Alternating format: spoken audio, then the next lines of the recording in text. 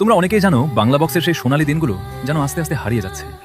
একসময় গ্রামের পূজা, মেলা, যাত্রা, কীর্তন কিংবা ধর্মরাজের আসর সবকিছুই প্রাণ পেত মাইকের আওয়াজে।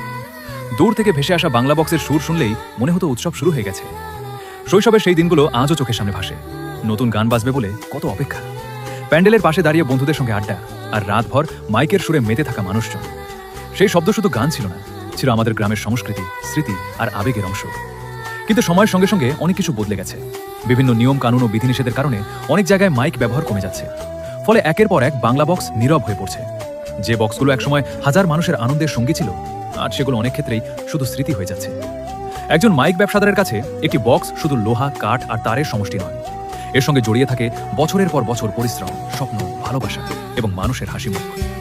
যখন কোনো বক্স চুপ করে যায়, তখন শুধু একটি যন্ত্র নয়, তার সঙ্গে জড়িয়ে থাকা অসংখ্য স্মৃতিও যেন নীরব হয়ে যায়।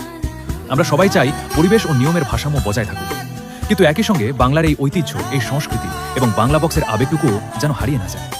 কারণ মাইকের সেই আওয়াজের মধ্যে লুকিয়ে আছে আমাদের শৈশব, আমাদের গ্রাম বাংলা এবং হাজারো মানুষের জীবনের গল্প।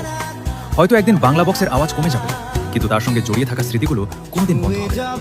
সেগুলো বেঁচে থাকবে আমাদের হৃদয়, আমাদের গল্পে আর আমাদের ভালোবাসায়।